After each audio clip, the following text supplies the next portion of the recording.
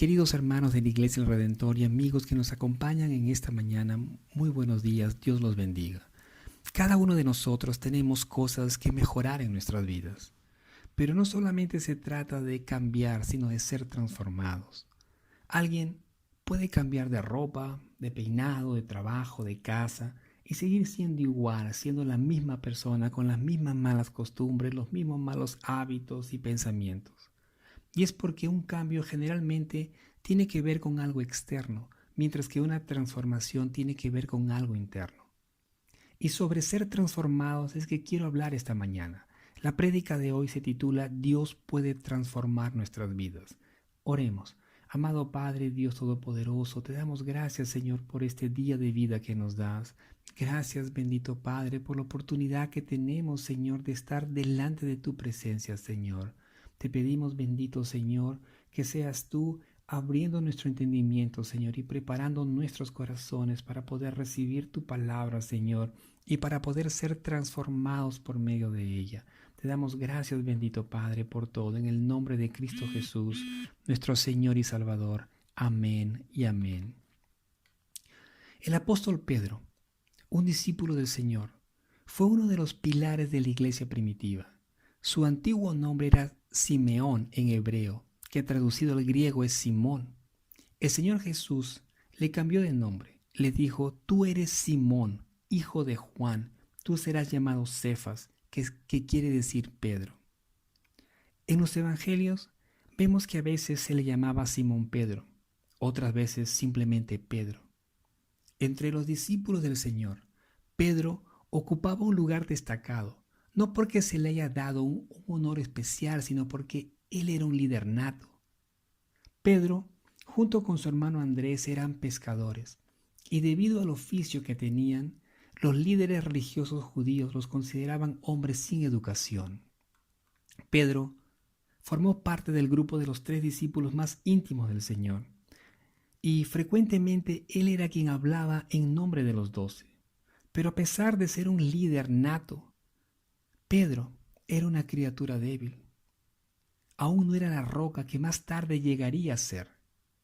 A veces tendemos a pensar que nada puede cambiar el rumbo de nuestras vidas, pero no es así. A uno le puede estar yendo todo bien y de repente su vida puede dar un giro de 180 grados, a lo mejor por causa de una enfermedad o por la pérdida del trabajo o la partida de un ser querido, etc. Y en esos momentos uno puede sentir que su mundo se derrumba. Eso le sucedió a Pedro. Él vio su mundo derrumbarse de un momento a otro. Pedro había estado con el Señor casi todo el tiempo de su ministerio en la tierra. Lo había seguido a donde él iba. Había sido testigo de la transfiguración de Jesús y de su resurrección. Y a él fue a quien el Señor le dijo antes que a los demás discípulos: yo te daré las llaves del reino de los cielos, y lo que ates en la tierra será atado en los cielos, y lo que desates en la tierra será desatado en los cielos. Pedro era un hombre impulsivo, pasional, efusivo.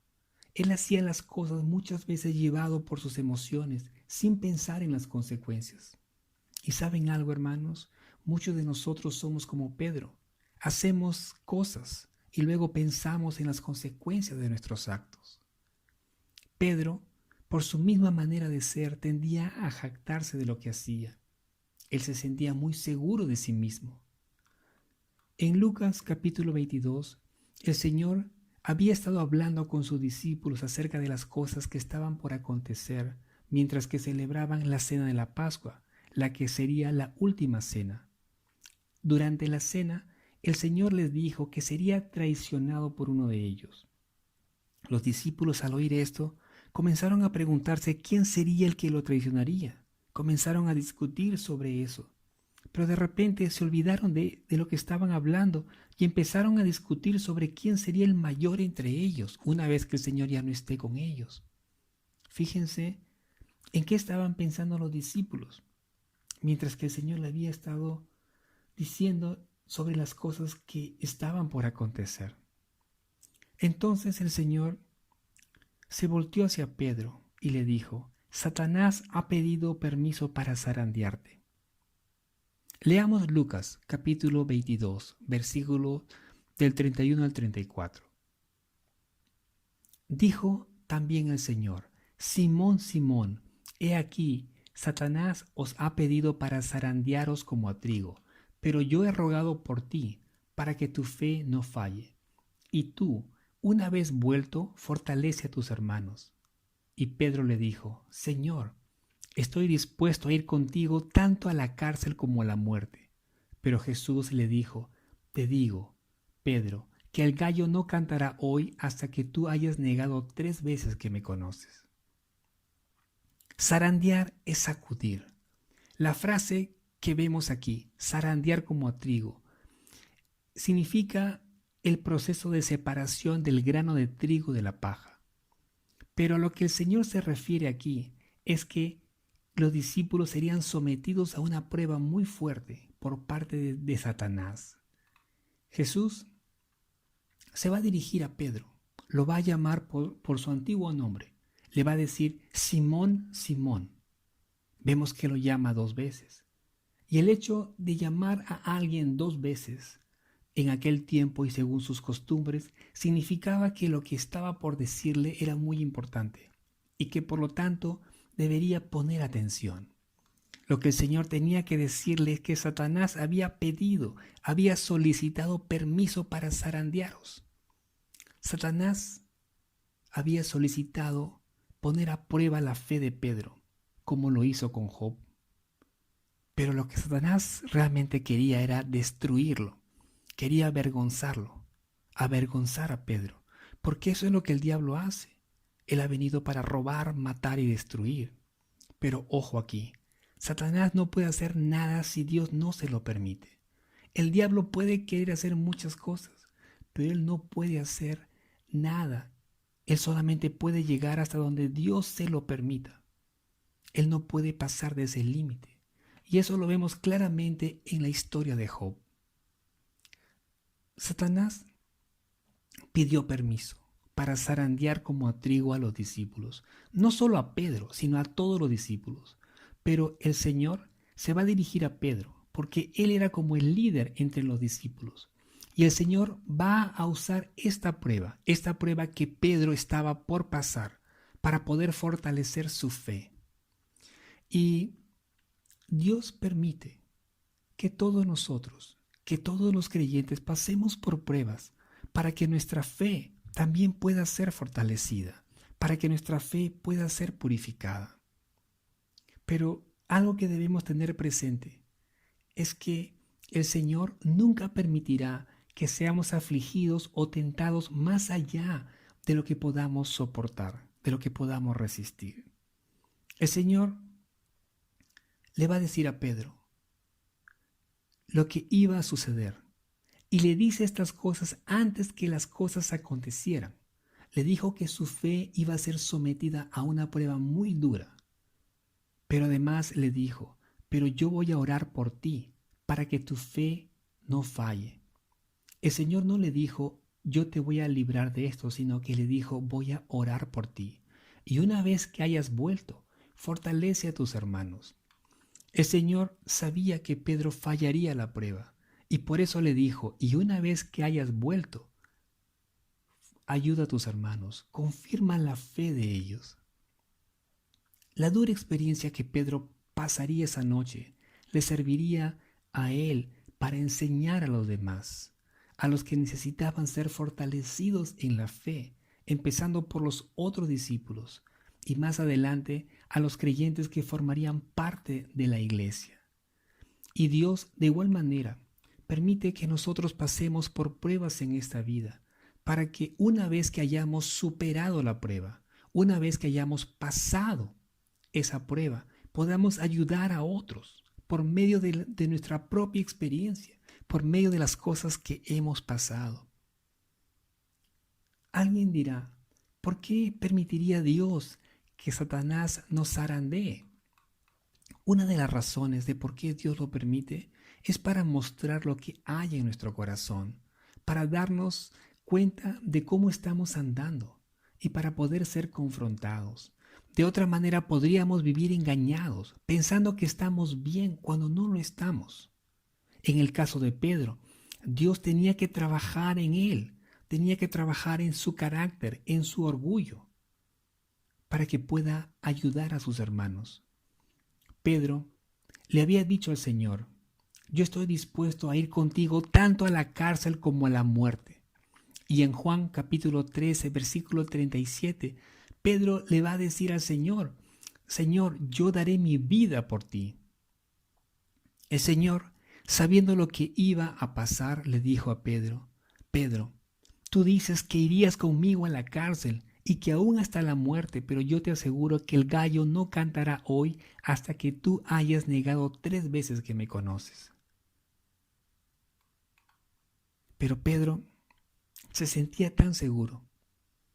Él no creía lo que el Señor le decía en ese momento. Pedro le había dicho al Señor que él daría su vida por él, que él iría a la cárcel y aún hasta la muerte por él. Y lo que él estaba diciendo en ese momento era lo que estaba en su corazón. Como muchas veces nosotros lo hacemos. A veces podemos comprometernos en algo, decirle algo al Señor por la emoción del momento, pero lo hacemos llevado por nuestra carne, por nuestras ideas, por nuestros deseos. Y por eso es que fallamos. Pedro se sentía autosuficiente. Él pensaba que todos los demás discípulos podían titubear, pero él no. Él se sentía tan seguro de sí mismo que no tuvo ningún problema en decirle al Señor: aunque me cueste la vida, no te negaré. Pedro confiaba en lo que él podía hacer y estaba dispuesto a demostrarle a todos que su fidelidad era inquebrantable. Pero en menos de 24 horas vemos que Pedro niega al Señor 3 veces, tal como el Señor le había dicho. Leamos Juan capítulo 18, versículos 17 y 18. Entonces la criada que cuidaba la puerta dijo a Pedro: ¿no eres tú también uno de los discípulos de este hombre? Y él dijo: no lo soy. Y los siervos y los alguaciles estaban de pie calentándose junto a unas brasas que habían encendido porque hacía frío. Y Pedro estaba también con ellos de pie y calentándose. La tentación había empezado. Y ante la pregunta que le hacen a Pedro, él responde con un rápido: no lo soy. Podríamos decir: ¿dónde quedó la promesa, la firme promesa que hizo de morir por Jesús y de no abandonarlo? ¿Dónde quedó esas palabras? Pedro, después de esa negación, de la primera negación, él pudo retractarse, pero no lo hizo, sino que más bien continuó negando al Señor. Leamos Juan capítulo 18, versículos del 25 al 27. Simón Pedro estaba de pie, calentándose. Entonces le dijeron: ¿no eres tú también uno de sus discípulos? Él lo negó y dijo: no lo soy. Uno de los siervos del sumo sacerdote, que era pariente de aquel a quien Pedro le había cortado la oreja, dijo: ¿no te vi yo en el huerto con él? Y Pedro lo negó otra vez, y al instante cantó un gallo. Pedro no solo negó que conocía al Señor, no solo negó su relación con Él, sino que incluso llegó a jurar que no lo conocía, según el relato de Mateo capítulo 26, versículo 72. Pedro había negado a quien había dado todo por él, había quebrantado su lealtad y traicionado sus promesas. ¿Cómo podía ahora él ver al Señor, ver a los ojos de Jesús sin sentirse mal?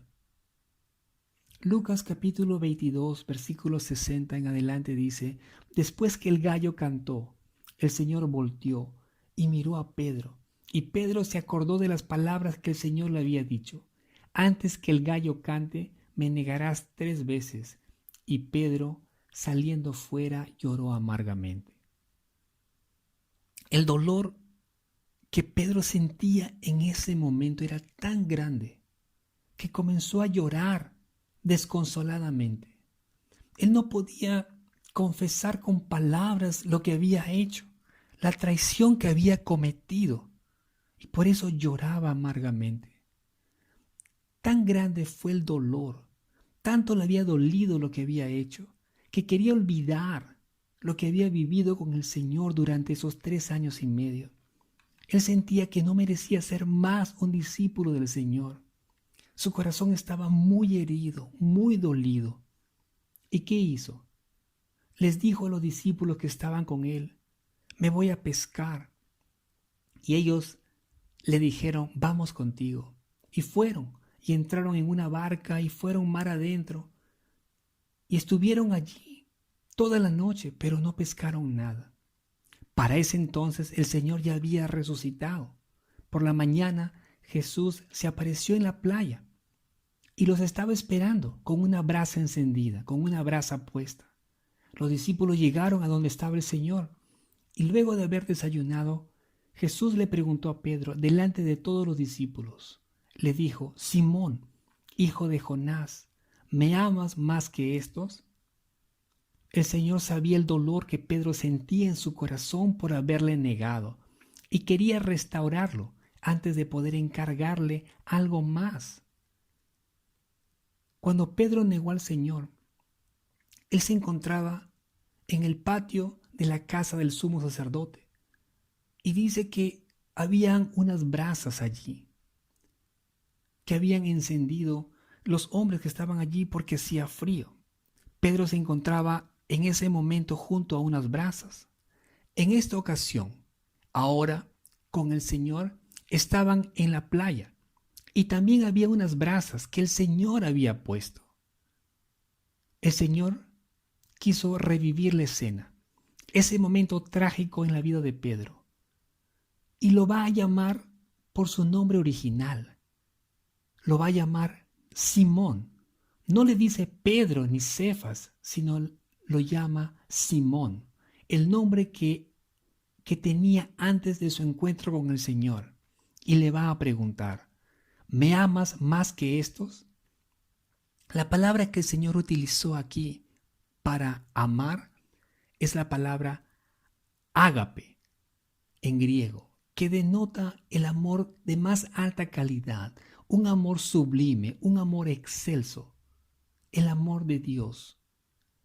Esta era la tercera vez que el Señor se había aparecido a los discípulos. En las ocasiones anteriores el Señor no le había dicho nada a Pedro. El Señor había esperado este momento, el momento propicio para preguntarle a Pedro, para decirle: ¿me amas más que estos? Como sabemos, Pedro le había prometido obediencia absoluta, pero lo negó al Señor. Ahora tenía que responder delante de los demás discípulos si él le amaba más que ellos. Jesús estaba haciendo reflexionar a Pedro, haciéndole recordar su fragilidad humana.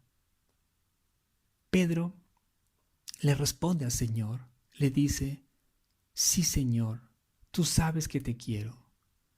Pedro ahora no se atreve a decir que lo amaba más que todos los demás.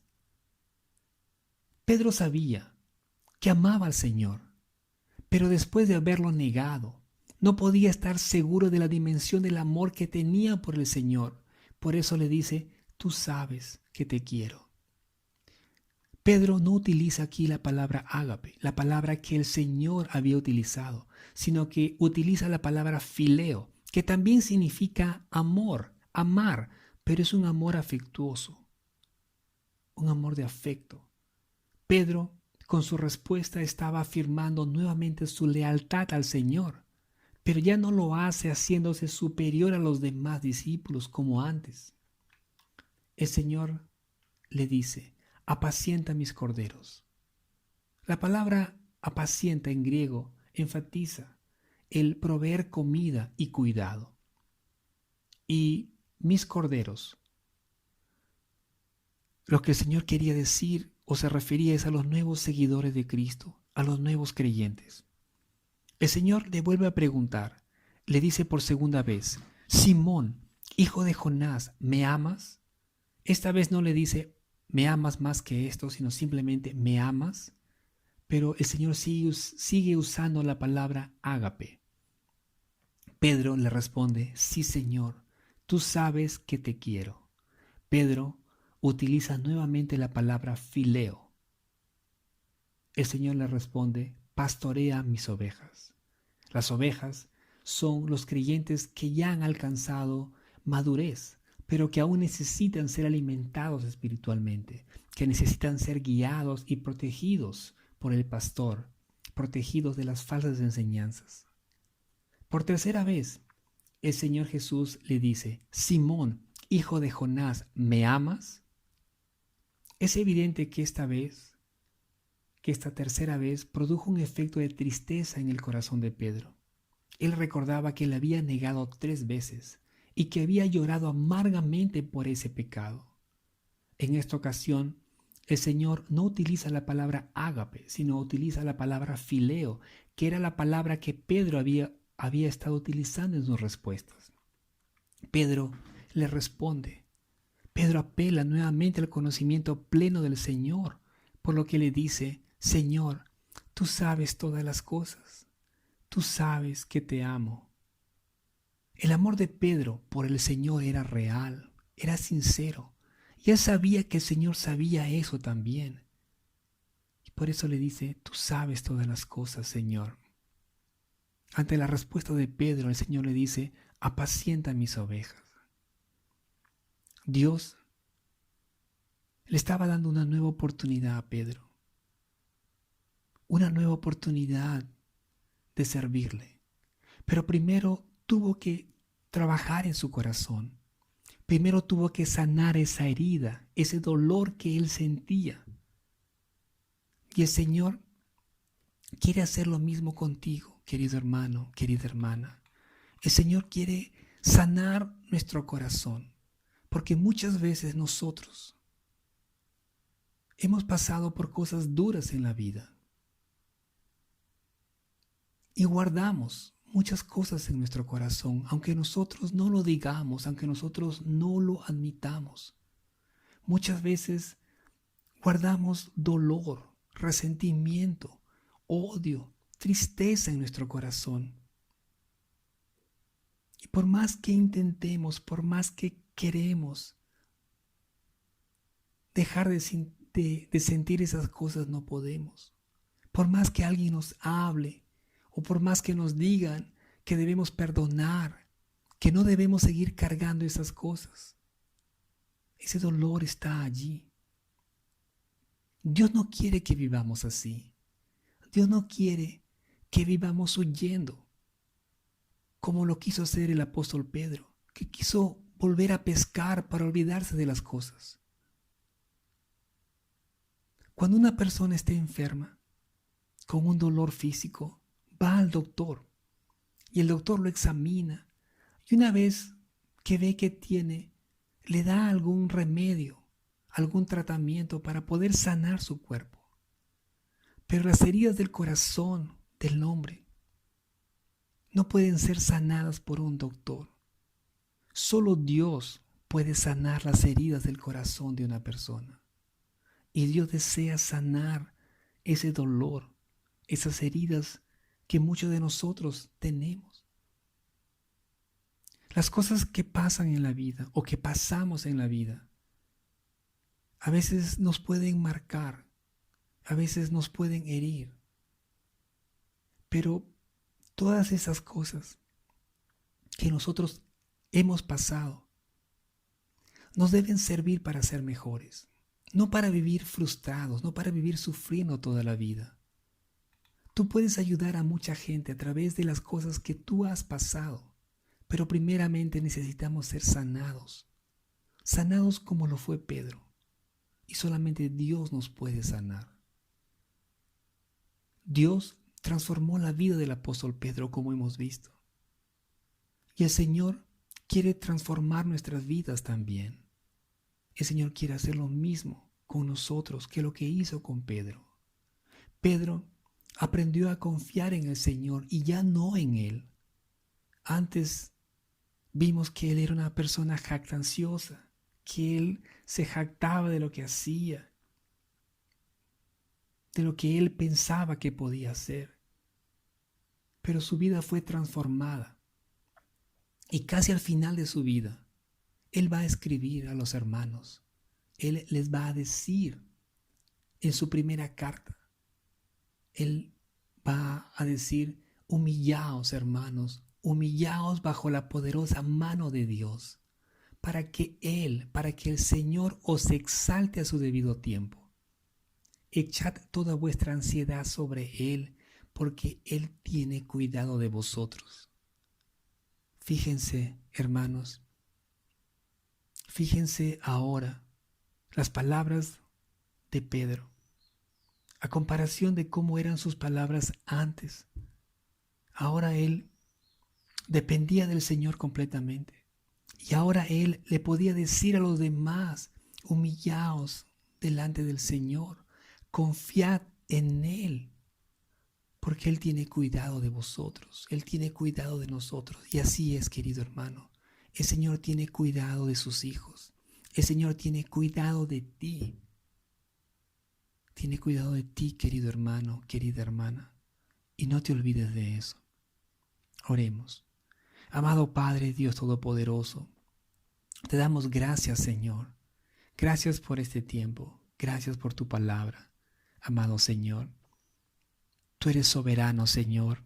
Tú conoces todas las cosas. Tú conoces, Señor, nuestras vidas. Tú sabes lo que hemos pasado, Señor. Y tú sabes, Señor, las heridas que podemos tener. Amado Padre, tú eres el único, Señor, que puede restaurarnos. Tú eres el único, Señor, que puede sanar nuestros corazones, bendito Padre. Y te pedimos, Señor, que obres en nosotros, que nos ayudes, Señor, a poder ser transformados, Señor, a poder, Señor, ser diferentes a lo que éramos antes, bendito Señor. Ayúdanos, Señor, haz tu obra en nosotros como lo hiciste con el apóstol Pedro, bendito Padre. Te damos gracias por todo, amado Padre. En el nombre de Cristo Jesús oramos. Amén y amén.